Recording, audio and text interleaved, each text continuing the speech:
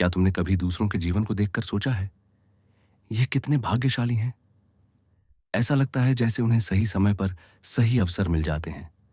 सही लोग उनके जीवन में खुद ब खुद आ जाते हैं। ब्रह्मांड जैसे हमेशा उन पर मेहरबान रहता है। और वहीं दूसरी तरफ तुम्हें लगता है कि तुम लगातार एक दीवार से टकरा रहे हो।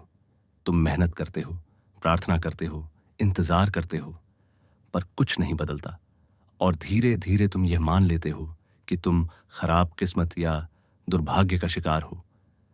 पर क्या हो अगर मैं तुमसे कहूं कि किस्मत कोई संयोग नहीं है?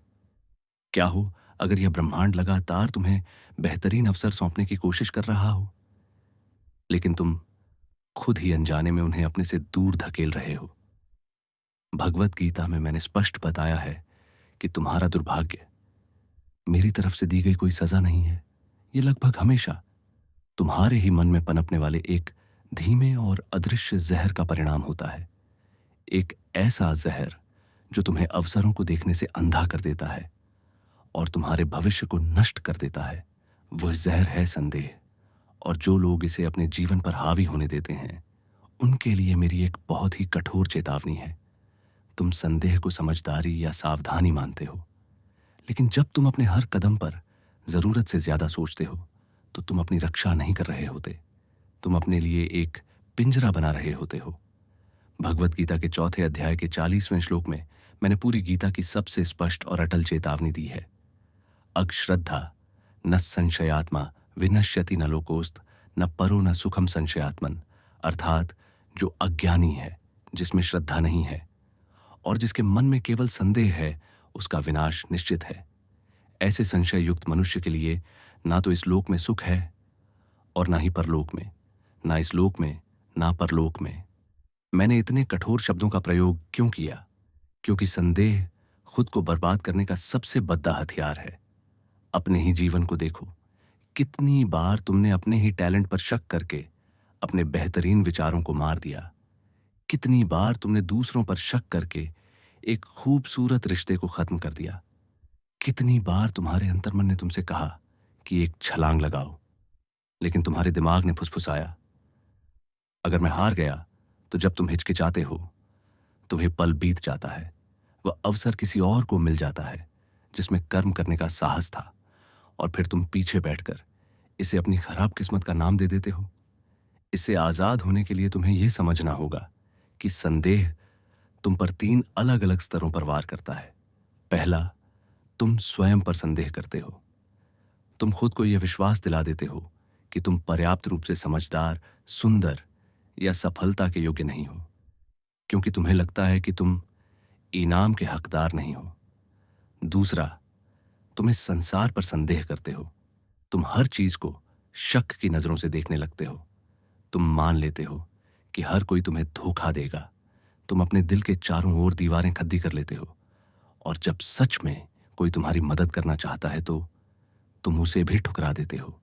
तीसरा और सबसे खतरनाक, तुम मुझ पर मेरी ईश्वरीय योजना पर संदेह करते हो। जब मुश्किलें आती हैं, तुम ऊपर देखकर कहते हो, ईश्वर ने मुझे भुला दिया है। तुम चाहते हो कि मैं तुम्हें सीढ़ियों का पूरा रास्ता पहले ही दिखा दूं, लेकिन यह ब्रह्मांड ऐसे काम नहीं करता। मेरी कृपा और तुम्हारा भाग्य केवल उन लोगों के लिए प्रवाहित होता है जिनके भीतर श्रद्धा, अटूट विश्वास होती है। संदेह का विपरीत अंधविश्वास नहीं है, यह है श्रद्धा। तुम्हारे भीतर का अटूट विश्वास, यह अपना सर्वोच्च कर्तव्य निभाने का साहस है, तब भी जब परिणाम पूरी तरह से अज्ञात हो। तुम अपना भाग्य कैसे खोल सकते हो? तुम्हें मेरा ईश्वर का एक निमित्त बनना होगा। हर छोटी बात का हिसाब लगाना बंद करो। इस ब्रह्मांड से गारंटी मांगना बंद करो। अपना कर्म करो, खुद को तैयार करो और फिर पूरी आस्था के साथ छलांग लगा दो। किस्मत कुछ और नहीं, बस तुम्हारे साहस का स्वागत करने के लिए ब्रह्मांड का आगे बढ़ना है।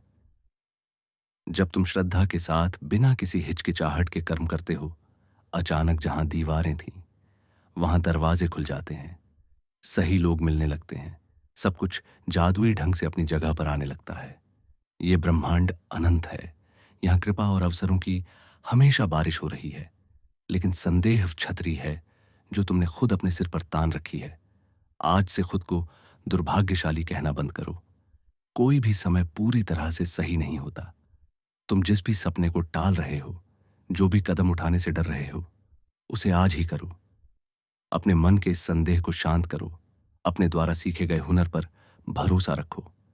अपने दिल की आवाज पर विश्वास करो और यह विश्वास रखो कि मैं तुम्हारा कृष्ण हर कदम पर तुम्हारे साथ चल रहा हूं। उस छतरी को बंद करो, मेरी बारिश में भीगने का साहस करो और फिर देखो तुम अचानक कितने भाग्यशाली बन जाते हो। हरे कृष्णा। ऐसे और वीडियो देखने के लिए हमें लाइक और सब्सक्राइब करें और अपने दोस्तों और परिवार के साथ शेयर करें।